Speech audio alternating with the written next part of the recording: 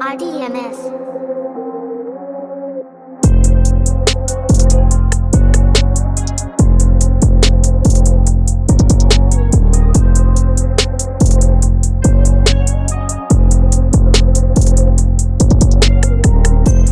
Whenever I do fight again, I need Christian Reynoso there on commentary.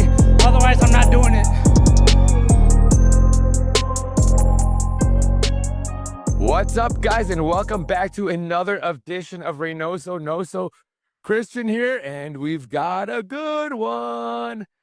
Today, I am being joined by none other than 9-time UFC veteran, Invicta's first ever champion, Bellator's first ever woman to fight and win, along with being a Brazilian Jiu-Jitsu black belt, and my colleague, broadcast partner at the Jeff Curran Invitational, the one and only, Jessica Penne. How are you, Jessica? What's up? Hi, friend.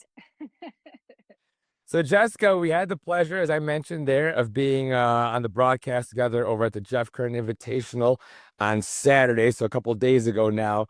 It was cool, man. It was a great show. I just met you, and then it was like, all right, let's plop down next to each other for 5+ hours and pretend we're like best friends. But I think it went well.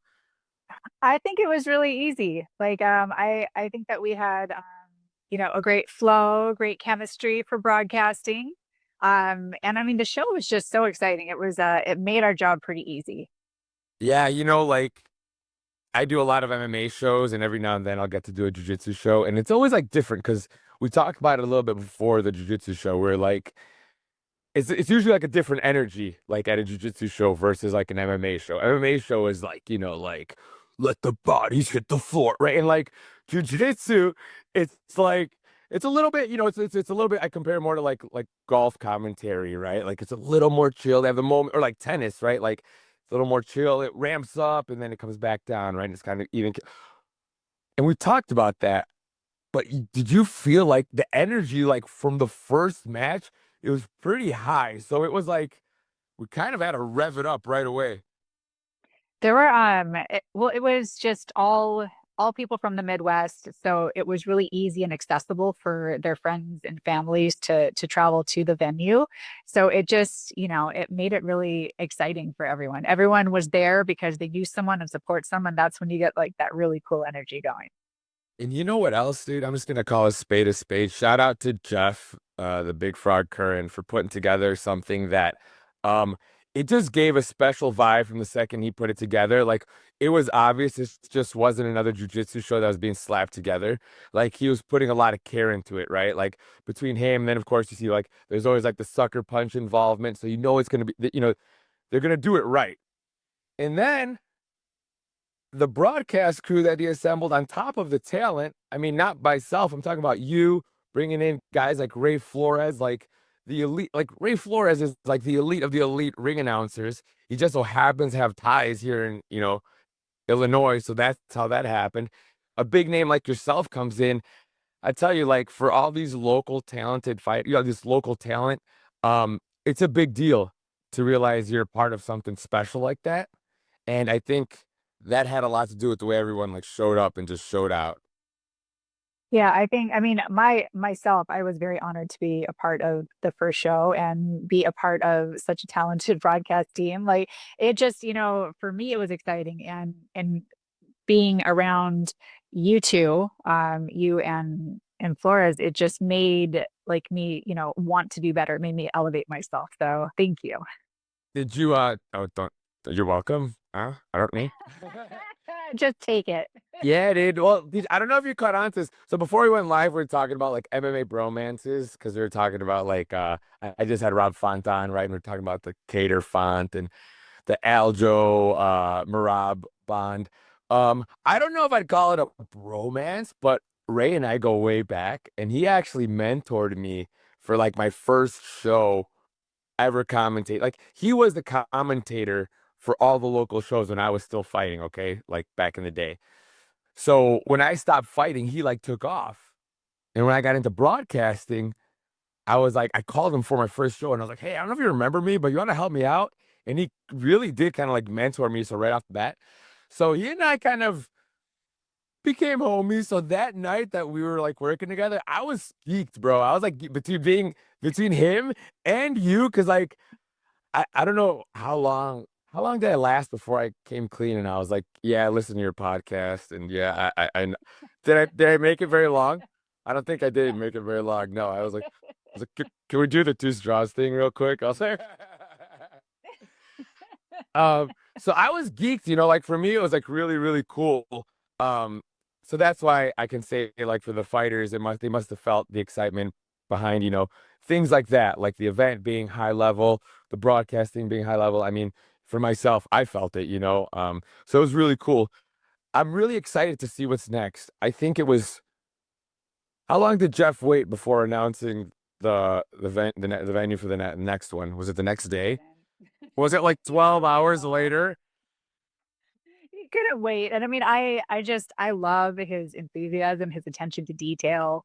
It was great matchmaking. It was a great first event. I don't think I've seen, a first event that has run so smoothly. Like that was just without a hitch. Yeah, it was smooth. Everybody was into it, and like, I don't know. I don't know. I mean, it's easy for me to like to gas up the event, right? Because we were a part of it. But I don't know. We've been around enough to know that it was like there was something really special tonight. There was a huge, like, how many matches that, like, I don't even know which one to highlight. Like, I think everyone was talking about that Seaburger Malare fight, like that the co-main event. That was the fight of the night. Oh, hands down. Yeah, that one did it for me, honestly. Like that was, and I mean, again, I have like kind of an MMA bias, of course, but that's what I expect with two like MMA fighters grappling, that kind of like the scrambles, the intricacy, like the nonstop pace, the movement. It's just something to watch.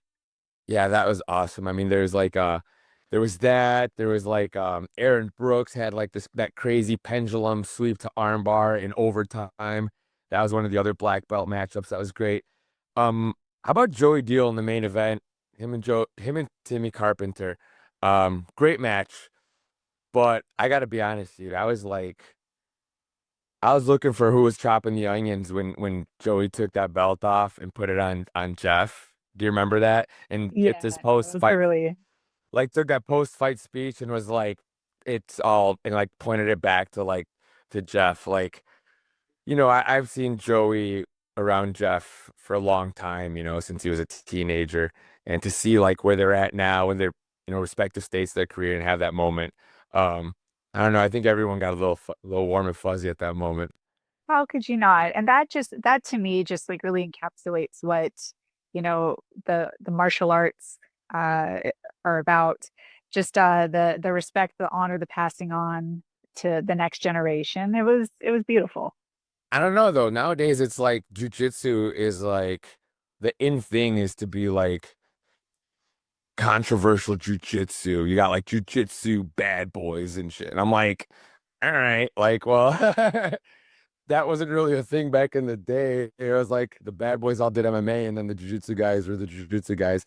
But now it's different, it's like it feels like, and I don't mean that as a shot at like the jujitsu guys. I just mean like it feels like there's been and I talk about it on my show a lot, is like there's been a veering of like the martial arts angle and kind of more, with social media and influencers and shit like that. There's just more of like controversy or anything that'll get attention is kind of, it's all good. And like, I don't know, as a old head with like real unk status setting in, like I don't know, I'm always like, but it's a martial art. Like do you know what I'm talking about? I don't know how you feel about I that. No, I do. So it I'll I remember this when I was on The Ultimate Fighter. It was the last day of filming. I had fought in the semifinals. I lost to Carla Esparza by decision. And we're sitting there and we're waiting to get like released out of the house, like get our phones back. And the UFC staff comes in, the PR team and the sponsorship people, and just like all of the management people are coming in and they're telling us, they're saying like, listen, like this is a sport, but we're at this like change of tides where it's now considered more entertainment. So you have to brand yourself. You have to be big on social media. You want to be polarizing. You want people to show up and root for you or root for you to lose. You want that. And then like right around that time, that's when, Conor McGregor was like very popular and he was like the first of his kind, just really being rewarded for like bad behavior. And so it's ended up kind of backfiring on people for trying to like, you know, mold themselves in his image. Um it's just I feel like people just really should be authentically themselves, and that is what's going to carry them because everyone can relate to you if you're authentic and you're honest about who you are. Like there was, another example is John Jones and Cormier. When they were promoting their fight, it was very inauthentic. And once Daniel Cormier started like really just like owning his stuff, and same with John Jones, they just let the facade go. They just showed who they authentically were. I think it was a lot easier for people to like, get behind them and root for them in whatever shape that and form that looked like. I think that people have seen success for other people and try and replicate that, and it's not necessarily the route that's best for them. Yeah, and it's funny now that like you pointed out, like when it's inauthentic, it's just it doesn't work, it's cringe, right? And then like to see it sometimes, like I say, now you see it like in the jiu-jitsu world, it's like it's almost like it's on a little bit of a delay, right? It's not that different from like McGregor was doing and stuff, right? But now you got the Craig Joneses of the world doing, the more outlandish shit. And like you said, if it's authentic and it's entertaining, all good, right? But if it's not, it's not. Um, that's a really funny period you're talking about, though. So if you don't mind, like, we might as well head that way. So you're talking about 2014, right? That's when your season of Tough ended and you fought in the finale. And then was it Randa Marcos in the finale? No. Yeah. Yes, Yeah. was. Okay, cool. Good job. I got hot when I thought I got the wrong one. Um, and then, so like, you're right, though. That is like exactly in that era of the shift when people were starting to like really appreciate that like bad boys of MMA, and that was getting the headlines. But for you guys, that must have been weird because you guys were coming off of a very interesting period. Like, so this is 2014. January of 2011, Dana White's on TMZ saying women will never fight in the UFC. I think for you, that was all right. We're gonna ramp right back into the tough era, but let's keep going back. So I think that takes us to 2011. So like you're just finishing up your stint at Bellator, right? And that is right. That happened in January of 2011. I don't think you fought in 2011. Probably not. I mean, there have been times throughout my career where I haven't been like able to get a fight or compete. It was just being a female at that time. It was a really important time for women's MMA, but it was very challenging to find consistent competition. Nobody was really, no organization was signing people and having women on their roster. They were always just kind of like a one off, so you really had to like promote yourself. You had to have a good manager. You had to be the right weight class, the right look, because let's be honest, women's MMA is like, um it doesn't matter. Yeah. um so yeah, it was just there was a lot of inconsistency, like what the sport has turned into now with, amateur fights and, full divisions and women's only organizations. It's pretty amazing. Yeah, like and even like down to like girls wrestling and stuff. Like I recently took my kids to wrestling meet and I was like, one side of the gym was like packed and the other side was not. And I was like, is that like varsity and this is JV? And they're like, no, that's girls and this is boys. I was like, no way. Because there was that many girls wrestling. And it's like, I don't know. It's interesting. I think you had a sports background too. Was it like you swam, was it, or So softball? I've been in team sports since I was like 7. So it was Okay. soccer, softball, volleyball. And then when I got into high school, it was softball and swim. I actually tried to be part of the wrestling team, but at that time, they didn't allow women to wrestle, so I got to be a stat girl. And Nice. I mean, yeah, I mean the guys were, you know, nice, and they're like, yeah, if you want to work out with us every once in a while, it's cool. But, I'd see how the other women that were trying to compete on the other schools were treated or met in competition. I was like, maybe, maybe, Yeah. maybe not. Yeah. Um, Pass, right? yeah, the guys at that time just really didn't want to share the mat with females. So again, I mean, now is an incredible time to be a female in combat sports, and just all the opportunities are like I couldn't even dream of that. Yeah. Do you ever like, I mean, it's just gotta get, I was gonna ask if it ever bugs you, but like truthfully, I mean, for somebody like you that had to pioneer the sport for women, it's probably more just a good feeling than anything, right? Oh no, if I sit and think about it, I can get frustrated if I want to. But it's also like it's just really easy Fair enough. to look at. Fair enough. But no, I look at it and just like, man, I didn't know that that was possible, you know? It was people would go out of their way to come up to me when they found out, when they saw me at a gym training and I was always, the only female. They would always just go out of the way to be like, I don't want to watch females fight. I was like, cool. You didn't Yeah. have to. And now, we're headlining and now we have our own leagues, and it's just it's really cool. Well, talking about the so the opportunities that have come your way, obviously. So we don't really even have to go into too much more. It's pretty evident what happened, right? Like you had that 2011 happens, 2012, I think the Invicta era happens. You have your run in Invicta, great run, amazing run. The tough era starts. Women are finally in the UFC, and you're kind of able to carry on with that trajectory. Um, at what point did it seem to you, though, that it was like, okay, this is really sustainable? Because I'm sure at that point you're still really not sure.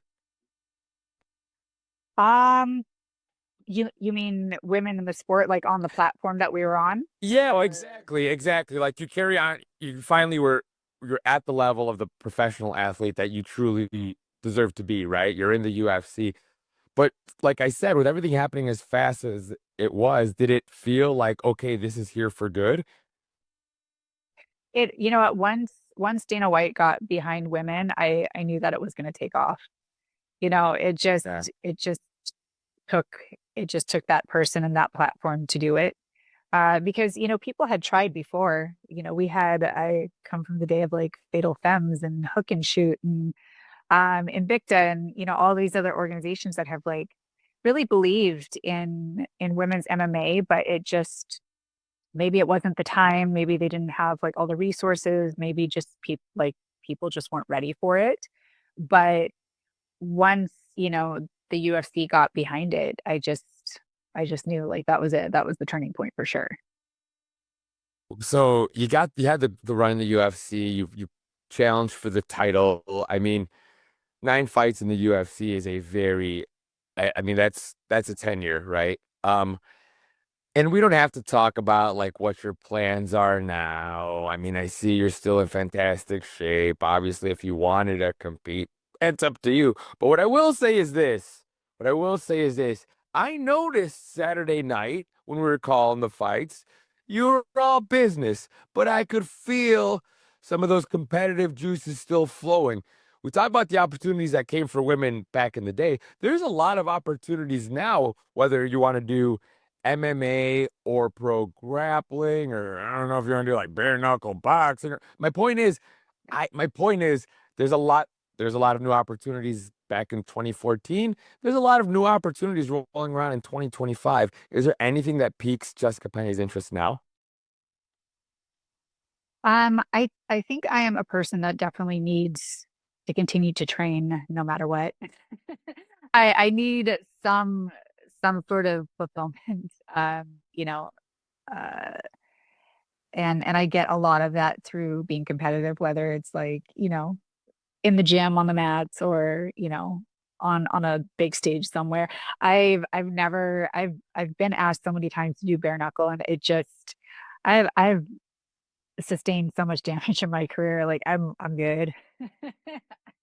I just really don't want to play with that. Um, I would love to do like those mixed fit boxing matches, maybe some combat jiu-jitsu, maybe some like I don't know, some super fights and grappling. I think that that would be really fun. Um, I just I was at the point where I just wanted to fight out my contract and just, kind of like reassess things with, with my MMA career. Just because I kept having to push through so many injuries and layoffs and then fighting injured, training injured. It's a lot. And while I feel like still like physically fit, like I could still do it, I'll always tell myself that I can still do it. Even if, the odds are stacked against me. That's just how I've always been, even though, you know, maybe hindsight, I'm like, that probably weren't healthy enough to fight. Probably shouldn't have done that. Probably should have pulled out, but I don't like doing that. But it's just character building, learning experience. Yeah. There's a lot of stuff going on right now as far as like, options for the post fight, the fighter post UFC career, post MMA career.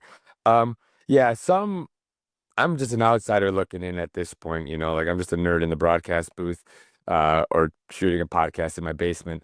Um, but like, yeah, some seem a little dicier than others, man. Like that bare knuckle boxing is like, you see Luke Rockall's take on it? Did you see? What did he say? I'm paraphrasing, but he said something like, "Yeah, it's stupid." He's like, it's not." He's like, He said something like he got like well, he had that fight where he got cracked and like he got his tooth like I think he got his tooth knocked out during the fight, and then he was just like, "Dude, I'm good." He's Yeah. like, Yeah. but like, talk as much shit as you want. It took some huge balls to sign the dotted line to do that one. But dude, yeah, you're standing there, your teeth get knocked out, and you're just like, all right, yeah, you know what? I may have signed up, but I'm good. I'm good. And shout out to him for being honest, right? Like, I'm sure he got paid well enough to where it's fine. exactly, exactly. The money that they were saying to me was not worth it.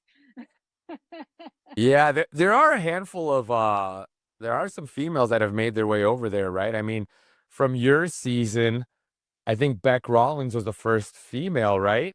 If I'm not mistaken. Yes. Yeah. I remember that she was the first one that kind of went over to BKFC and started making waves over there. Um, She's doing amazing. She was built for that sport. She's so good at it. Like if you watch her fight, her style of fighting, and again, she's my friend. I'm actually booking a ticket to her next fight that's going to be in Australia, nice. December. Yeah.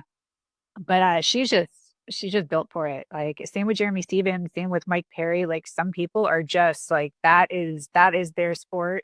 It took them doing MMA to like find the path to that, and they're doing amazing things. I don't think I was meant for that life.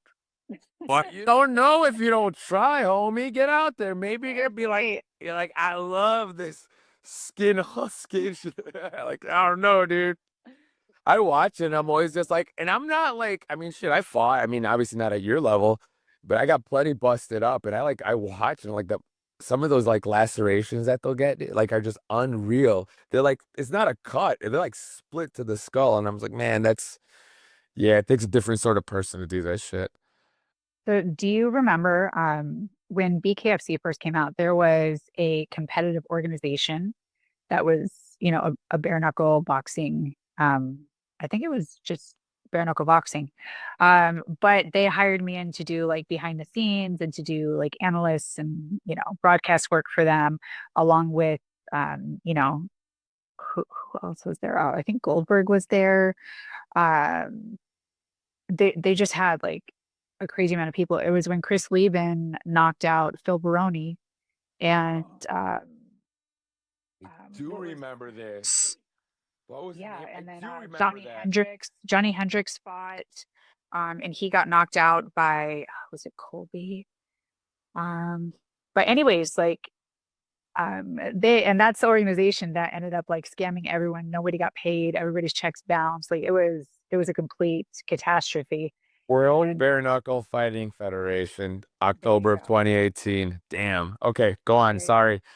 And I was back there doing like pre and post interviews and just looking at these guys coming out. I just the the amount of damage these guys took, like disfigurement. Like their plastic surgery was not going to help some of these guys. I was just like, that is just insane to me. And I mean, it's amazing to watch if you're a spectator, and I respect it, and I admire and respect the athletes, but I'm just like, I don't think it's for me. Yeah, it's crazy. And like you said, like these are like life-changing fight. I mean, every fight at the end of the day, you risk not walking out the same, right? I But mean, I definitely don't look the same as when I started. Nobody does.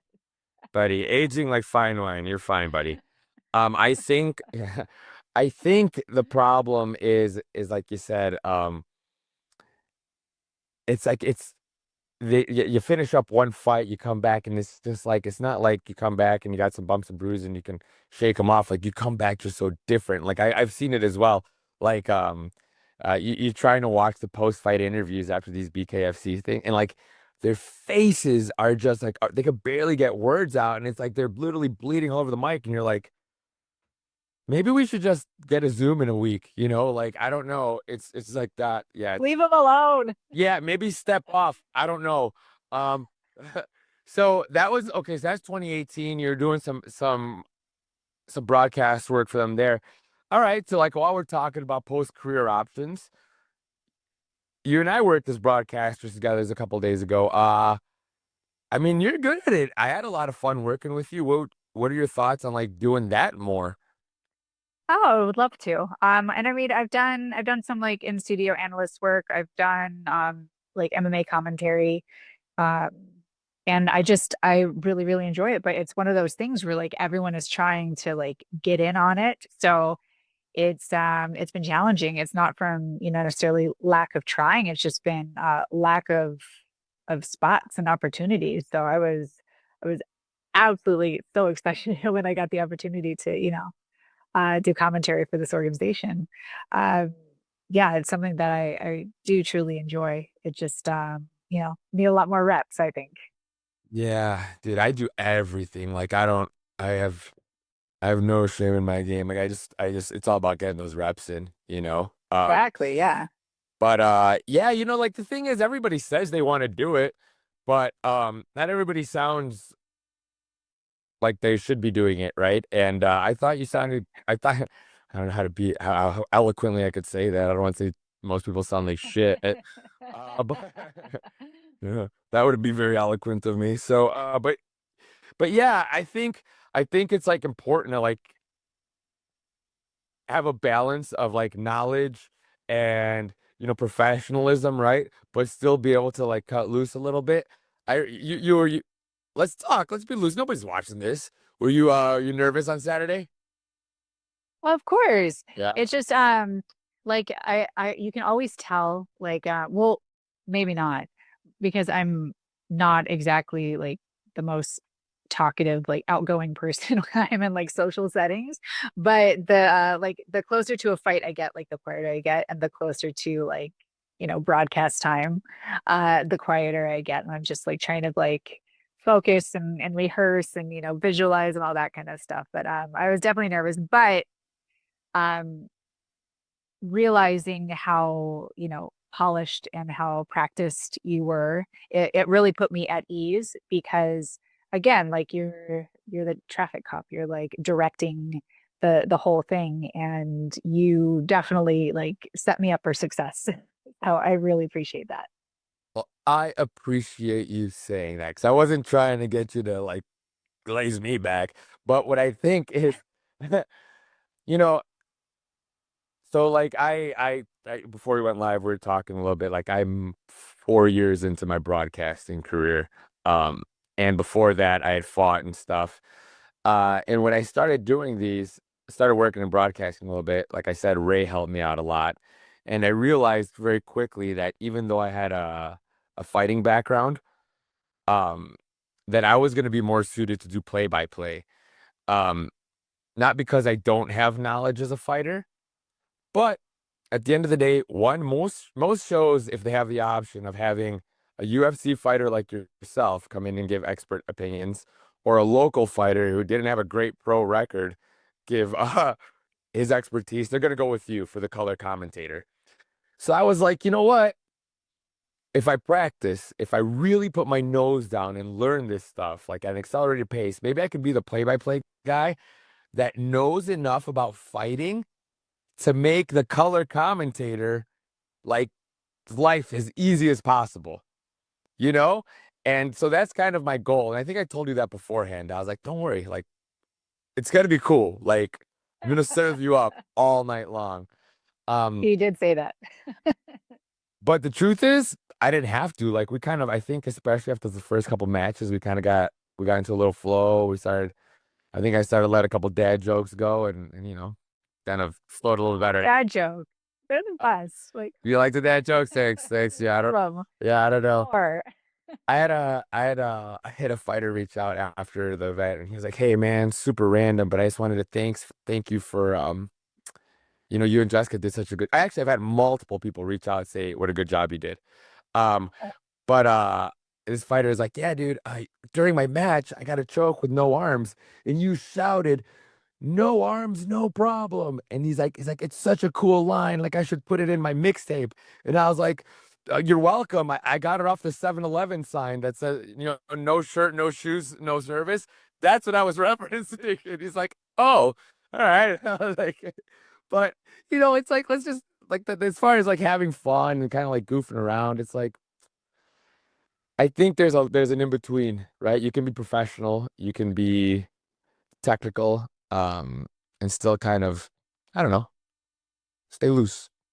you gotta have fun. Like, it's like it's a really cool sport and people are doing really cool things and we get to enjoy it and we get to, hype them up and share that. So yeah, I think Mhm. jokes are completely acceptable. I don't know. I will like I remember waking up the day after, like getting ready for all the like hate on social media or like the shitty comments on YouTube. I was like, oh, here we go. But so far so good. So not that I read those things, I don't read but those things. me neither. Anyways, but yeah, right. January 10th, we're back, right?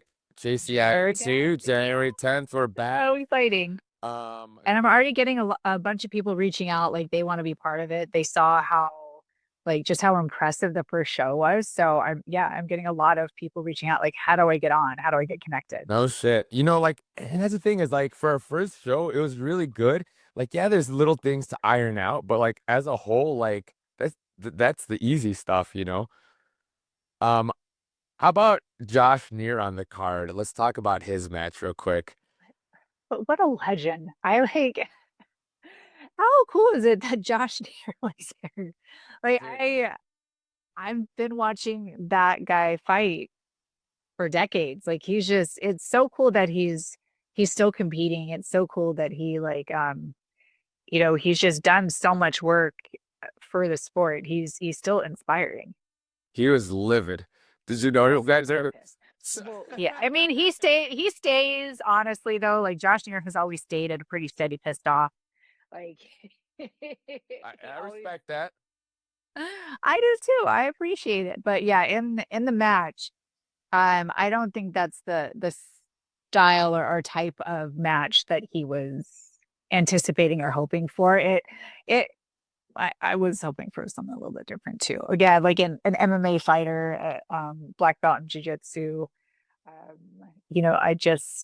I would have appreciated maybe another MMA fighter so we could get another kind of like Well, so here's the thing, Jessica. That guy Caleb McAllister, he did have a bunch of MMA fights, but the difference is he's been like very focused on sport jujitsu in like last several years, right?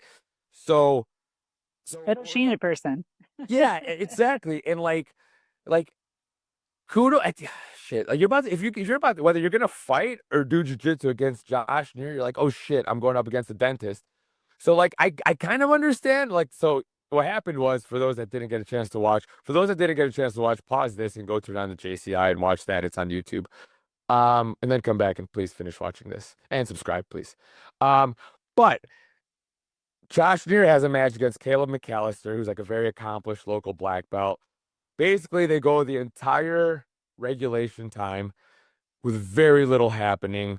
It's primarily Caleb on his butt, kind of doing the, guard butt scooty jiu-jitsu with Josh Neer shooting dirty looks everywhere on and off the mat.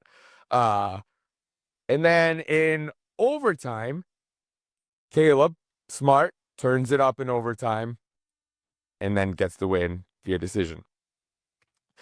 But as an old school guy, I don't think Josh Neer was there for that sort of gamesmanship. And he was pretty it was pretty obvious. Yeah, it was. Yeah. Could you I I struggle to see. I hope I don't know if I would handle it differently in his shoes. Like how do you think you would have handled that? Like let's say Jessica Penne is like, okay, doing commentary at JCI2, but also in a very special match, boom, whips off her headset and jumps on the mat. And then you get out there and you got a little bit of a butt scooty opponent. Like you probably would I don't know, how would you handle it? I mean, it could have gone like that way where I get frustrated, or I could have just started like really, really putting it on and just doing like whatever I could.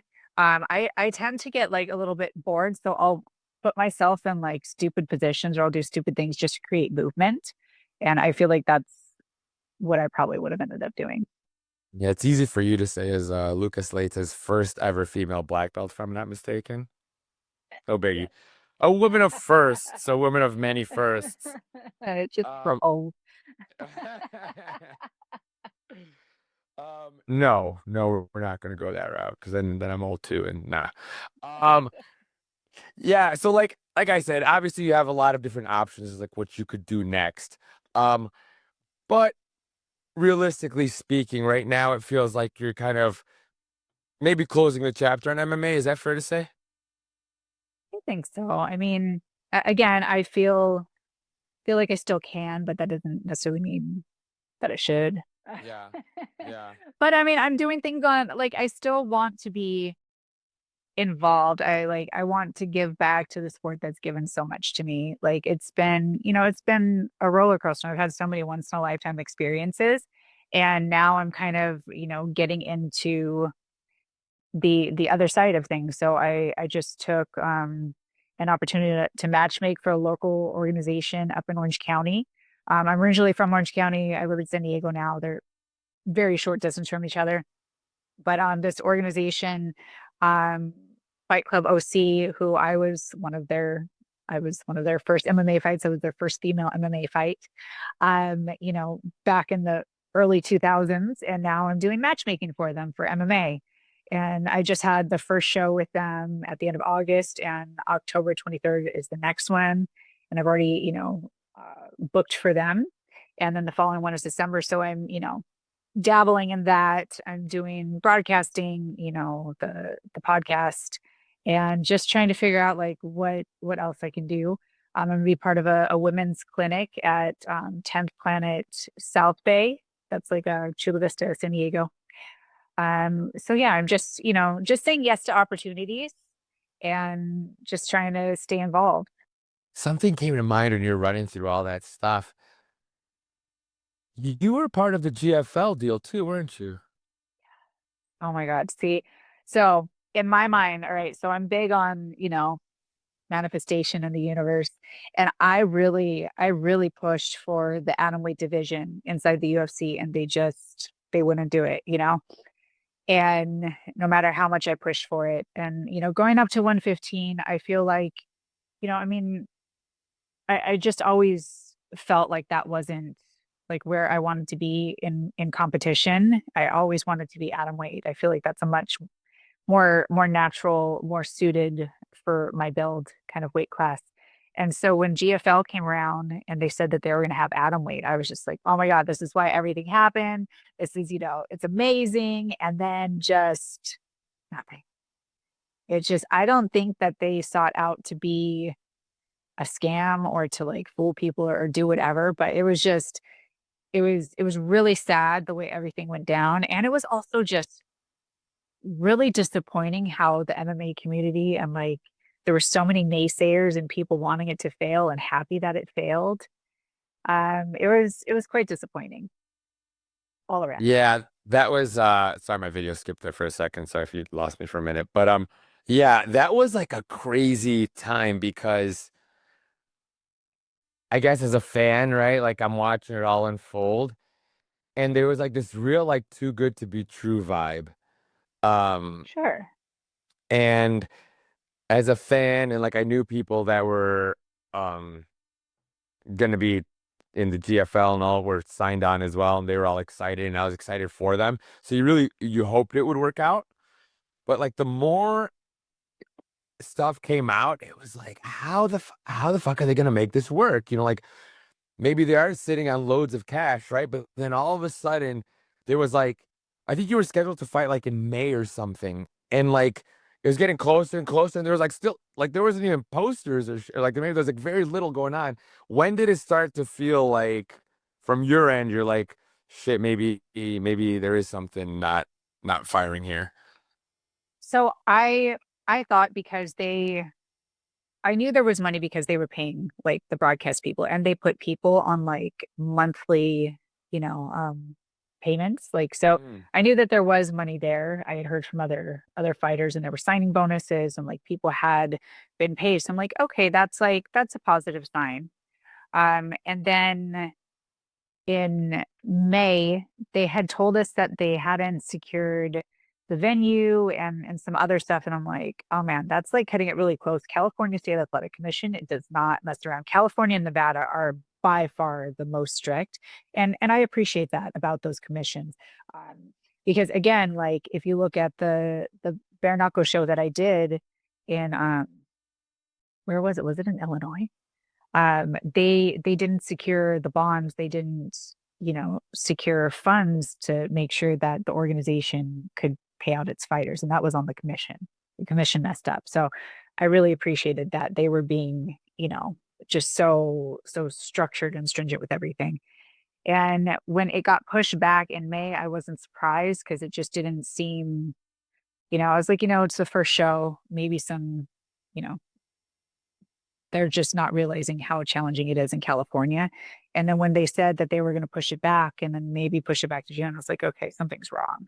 yeah. And then I just my manager Brian with Sucker Punch was just like it's seeming too good to be true. I didn't think like initially when I heard about it, I was like, maybe there's no longevity, but I'm not going to be around for much longer. So I just, I want to compete a little bit at my weight class and, and just be done. And, go out in this way that I had always imagined myself going out. So I had kind of like hoped that it would at least, have a season. And then, just after it got pushed back again, I was like, oh man, this isn't happening. So Yeah. Yeah, I remember they had like the draft and everything, and it like it's okay. I was like, okay, so it is happening, and then yeah, everything kind of fell apart. That was a shame because it was like I said, it was just I was excited for all those fighters that were seemingly going to get another run, in an organization that was concerned with them, right? Like not to say that BKFC or these other shows don't care about their fighters, but I just like not just grabbing up any name. It seemed like there was interest to help the fighters, but it's a shame. Now, I mean, like you said, you don't have to fight. You can. Doesn't necessarily mean you have to. I think somebody like you has a lot to offer from that matchmaking perspective. I don't know if that's something you want to pursue or not, but like, I think it takes a specific type of person to want to sit down and like delve into to making a fight, because the matchmaker is kind of like the unsung hero of a show.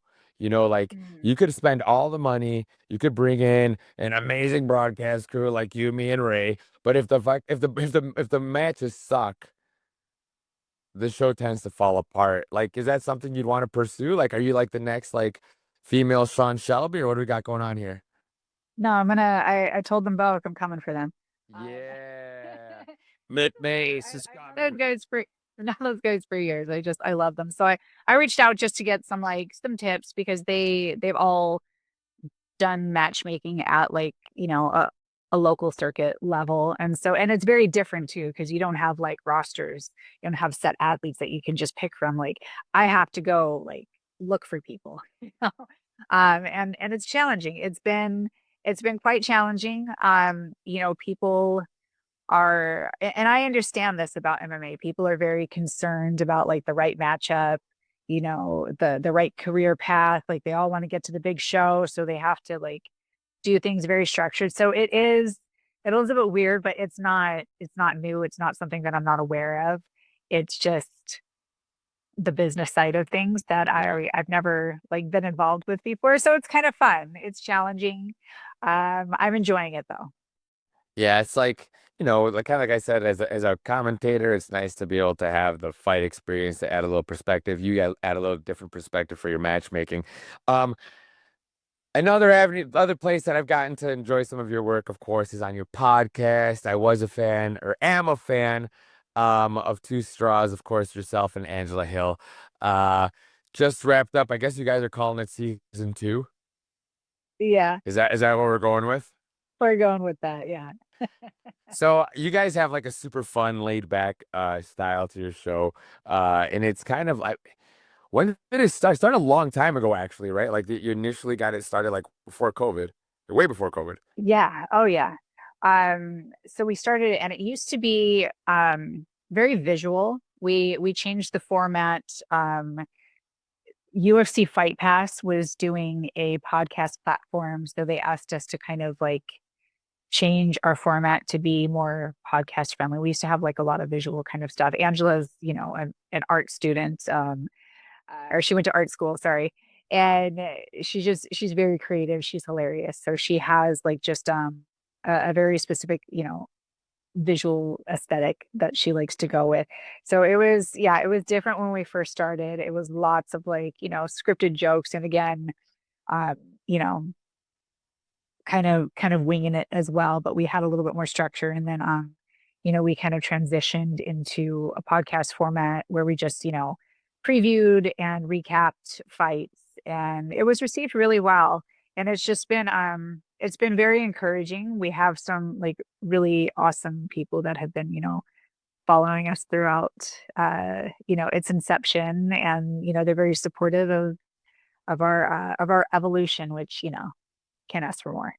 Yeah, I think I started listening to you guys.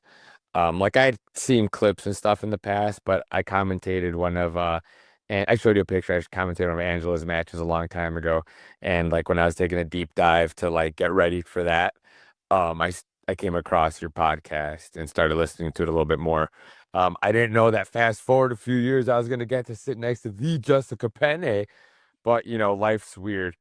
Um, well, man, this has been great, Jessica. And like, I don't know. We'll see. I don't know if we're obviously gonna be working on the desk at the JCI more regularly, and something tells me that that Jeff's gonna get the really pour gas on that thing and get it going soon. So who knows what kind of frequency we'll have there, but I hope we get a chance to work more together. Being in jiu-jitsu, MMA, or just podcasting or something. You're good peoples. Um, Good luck with your matchmaking in October. What's the name of that show again? It's called Fight Club OC. All right, cool. Well, I'm assuming that everyone can stay up to speed on that and all things Jessica Penne on your social media. Yes, sir. So what was your handle? Is it at Jessica Penne? Yeah, it's just my name. All right, easy enough. Stay Easy. up to speed on all things Jessica Penne, one half of the Jeff Curran Invitational broadcast team, and officially now a friend of Reynoso Noso. Um, Thank you so much, Jessica. I wanted to pick your brain a little bit, but I also kind of wanted to keep it a little bit more loose and kind of just have a little chance to chat and recap a little bit We about can do it today. again anytime. So, yeah, again, I don't know if you're open to it. I'm open to it. So who knows? Maybe we'll, I don't know, maybe if in the future it'll be Two Straws and a scrawny Mexican, and I'll be like in the background. You know what I'm saying? They're like, let's remember something with a better ring to it. But we'll work on it. We'll work on it. We'll work on it. We'll work on it. Would love it. Awesome. Thank you so much, Jessica. Everybody stay up to speed on all things Jessica Penne. Check out her social media and check out the Jeff Curran Invitational and hear us on the call alongside Ray Flores. Still available on YouTube. Huge night of fights. So much fun. Thank you again, Jessica. I had a blast. You too.